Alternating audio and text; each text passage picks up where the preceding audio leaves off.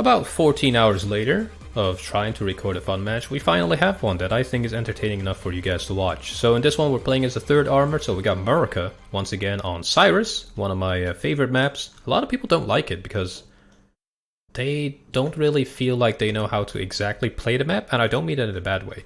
It's kind of a tricky map to figure out because a lot of the zones are like over here, while there's like a big area that you can garrison nicely over there. This one is just a meat grinder, let's not even talk about that. And here, you usually have Red 4 Warsaw get in there before NATO, and NATO kind of just gets this tree line. So NATO needs to be, you know, aggressive over here, whereas here, Red team will have to be more aggressive. And in the middle, it's kind of just a toss-up of who has more infantry, who has more artillery, that kind of stuff. So we're trying to do it differently this time. We got the 3rd armored pushing middle. And a lot of people have used this strategy against me and it works really well. You kind of want an armored battle group to fight over here instead, because if you get some tanks into these tree lines or anywhere in this open field, you can cut off this road. And the same for the right side. If your teammate controls these buildings here, he or she can put tanks here and then cut off the other road. As things stand, Red 4 has taken it before us, because our teammate here, their Flinter shooter, is basically playing this for the first time. And he hasn't pushed up there, so the enemy got there first. But also, Maximus is playing with the 35th, which is airborne, and thus will get there first as well. But normally, Blue 4 really gets there sooner. So well done by Maximus there. Now on the left side here, we have her machine and Chrysinator. And once again, as I said, NATO gets to the tree lines when Warsaw is already in the town, so it's always a tough fight over there. So one thing I recommend doing here is just something different. Try to attack it from the left, like getting some airborne units here. With the cover of smoke, you can usually creep up to that area quite easily. But her machine, playing as a 79th, is going to make short work of these Martyr Milans and Panzergrenadiers with its T80UD and PVK. That is a total of 575 points, so that's quite a bit of points right there. In the meantime, in the middle, I am taking it nice and slow against her machine's armored units as well. It's actually General Gibba on the left with some cover from her machine. So these guys are definitely a team that are playing together. Now over here we spot 2 Conkers, so we just move up the M1A1 back and forth from our smoke to destroy these guys. And there you go, there goes one guy, so we just retreat. We peek out once again and fire at the Conkers. Now the Conkers can basically take 2 shots, maybe 3, before we destroy that. In the meantime, we also have Recon going to the enemy base to try to see if the enemy has any fobs that we can destroy. But luckily for the enemy, they don't have any fobs. So that was still a good mission. But in the end, it basically served only to give us intel on which planes they buy, which units they purchase, that kind of stuff. Yeah, as I said on the right side, Warsaw has firm control over that area. Flinton is taking it nice and careful. And I want to try something else, which is to push from the right side here. Like, give them that area, garrison this, and then maybe like get a force to move up here, and then hit them from the back here. That's something I want to try out, which might be risky, because then you kind of leave the middle open to 2 people. Now, in the middle, we are moving up some engineers with the M202 Flash. They're just going to walk over, and we have some mechanized rifles that are going to basically go a little bit further and unload there and then move over. Now if we just go into neutral mode here, we can see that the enemy does not have anything in there. And this seems to be a new strategy that I haven't seen. So her machine is just helping his other teammate push to left, and he just kind of left the middle open. He has some recon here, but there's absolutely nothing in the middle. Now the fear of the unknown dictates that I don't know that, and I'm just going to be careful because he might have a lot of units here, and I'm not going to go do anything crazy. So I'm just walking these guys across, and basically with the next reinforcements that her machine got, he's now putting units into the middle, and also his 2 teammates are helping him as well. BMD2 moving in, and General Gibba is also moving in some units. So decent strategy. Honestly, might be just the way to go. Just give up Charlie and just fight the flanks. That could be a good way. Now the mechanized rifles have the Dragon 2. So they're taking some shots at the BMPs there. Not the worst anti-tank weapon. They're just a bit slow. Now over here we have two Abrams, the M1A1 and the HA Abrams. HA basically just an upgraded variant with a better armor and better munitions. And we're just putting these guys in a nice ambush position. A seed mission by Chrysinator did not destroy... oh no, destroyed a Tunguska. And he actually got out with it too. And I believe there was a slight buff to seed planes. Or at least how seed and ECM works. So there could have been a silent little buff on seed planes, I don't know, they seem more accurate these days. Now Flinton is now helping out on the left side a little bit. Still not contesting the right side so far, but he's slowly moving up some Fernspeyer, Fliegerfaust, Panzergrenadiers, Martyrs and Leopards. All in all, not too bad. There we go. So the next reinforcement points that General got and her machine got, they're now double teaming the middle. We're just moving up our tanks here to cut off these reinforcements at least. And try to do some more damage. And we do destroy 2 transports. Now the sniper is going to basically move up a little bit towards the road. See if it can spot anything, and the tanks are going to retreat. And basically get back into cover. Now left side is just getting hammered. T-80s are getting damaged quite a bit by the ATGMs though, I am actually impressed by that. But unfortunately the BMPs have faster ATGMs. Yeah, the 9M117, it's insane. I wish the speed of ATGMs would also be listed. They're kinda nuts. Nice, Bow 105 going there. Yeah, so here we do something quite dramatic. We see a Buratino. We know how a Buratino is. We need to take it out. So I decide to move all 3 of my Abrams up, because we just need to snipe that thing and get it off the map. Now on the right side, Flinton has recovered a little bit, and he's now contesting the zone. Definitely a good idea, but having left this basically creates a huge pocket where the enemy can regroup and then attack either me or the right side. So it's quite a risky strategy to leave that early on. Now M1A1 gets shot in the front but only does 1 damage since it's a Metis, so we are not really worried about it. We're just gonna keep firing at it. Got an A-tank coming in, but we get immediately doinked by the MiG-31. Luckily for us, we do survive. And here we go, we are almost in range. I'm just moving it towards the Buratino at this point. And we destroy it. And with that, we pop smoke. And the Su-25 cannot target us now. And we have Chaparral hit on him. Do we even destroy it? Ooh, 2 hits. If only we had like a Manpad or a Vulcan or something. Now slow plane coming in, that tells me that it's another Su-25. Could be a cluster version. Nope, it's just a regular AT version. Our Chaparral does not manage to hit, and we are now out of ammo, but we get a beautiful hit from the Roland 2 from our right side. But now we're in danger. Chaparral is out of ammo, and the supplies are all cleaned up. So we're gonna need some supplies and more AA. Speaking of more AA, we got some PVADs coming in. And the 2 MLRs that I had here were were originally purchased to counter enemy artillery, but we don't spot any FOBs. And if we have recon here, you can basically spot everything in this area, which usually is where the enemy RD is. But it's nice to see that that they're not using that much RD. It's refreshing. Now at this point, realizing that we have a foothold here, we are moving quite a lot of Bradleys here with fire teams. I do unload them a bit earlier, and just walk them across, while the other ones are going to move a bit closer and then unload next. So I'm kind of like layering my advance. Get an ATGM on the side here, Conquerors firing at us. But luckily, he doesn't have a great line of sight on those units. And luckily we have 3 tanks to take care of it. ATGMs firing from the right side. Immediately smoke that off. Destroy the Conquerors pretty easily. And I'm just trying to keep a foothold in there. But we do need a command. Because right now, red team is +3. With TADUD over there, firing away at our infantry. We get 1 hit. Only does 1 damage.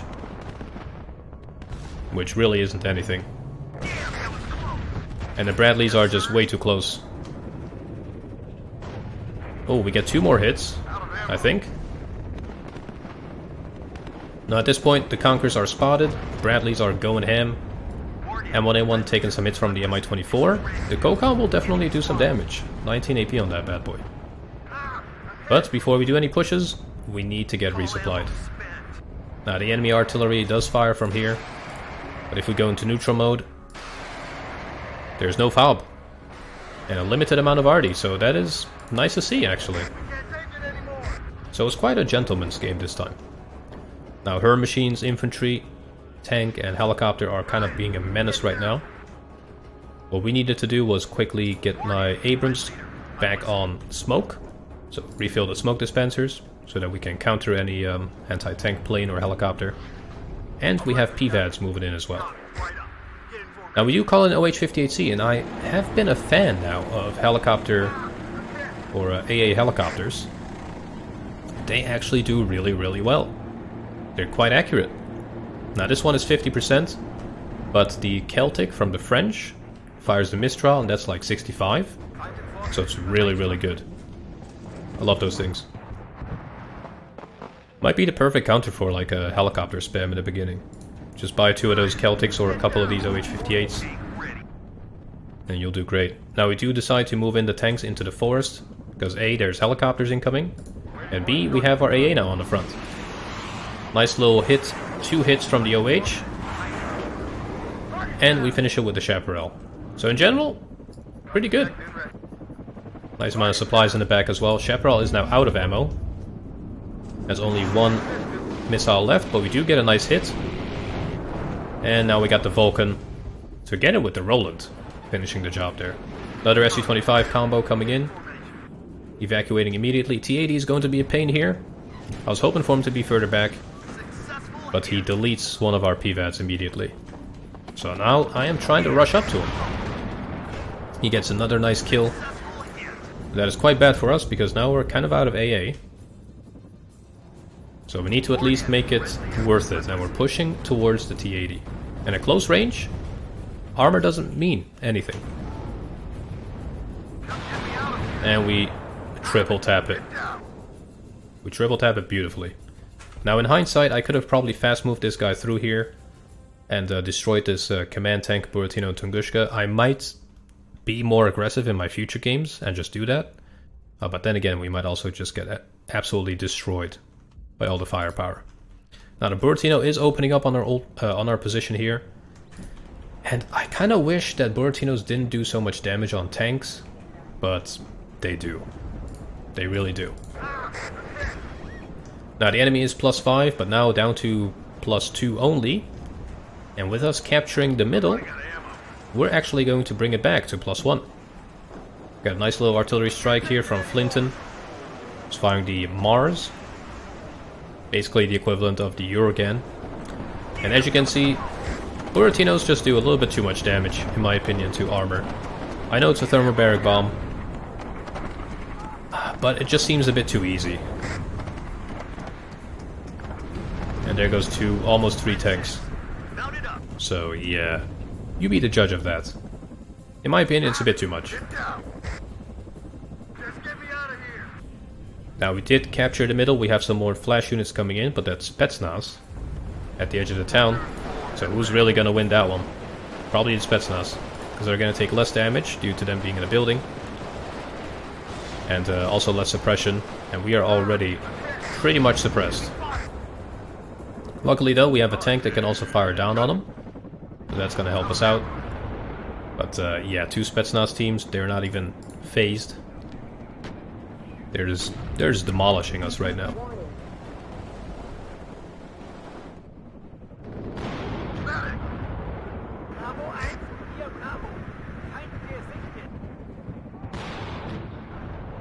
Oof.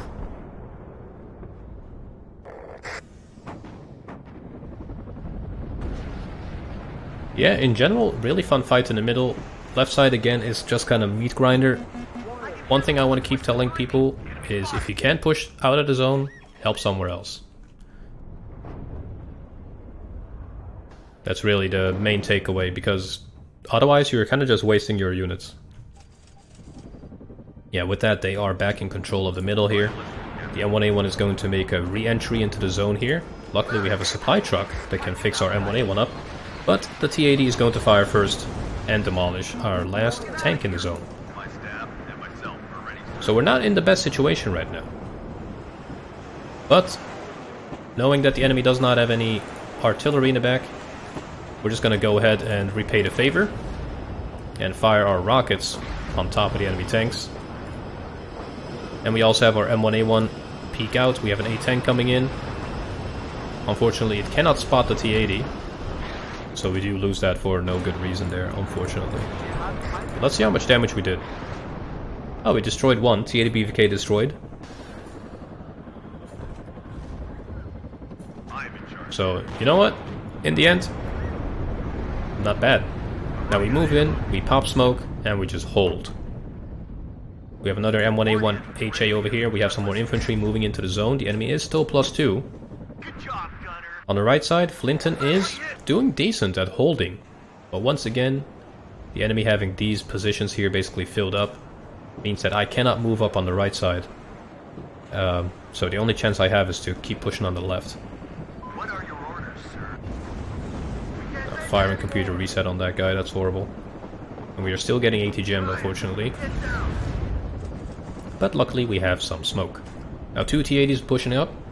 The M1A1 HA command, very capable, 20 front armor, 21 AP. But against a UD, you're gonna definitely feel that damage. Now I'm quickly moving the Abram up behind this smoke screen here, so we're out of cover, or out of his line of sight.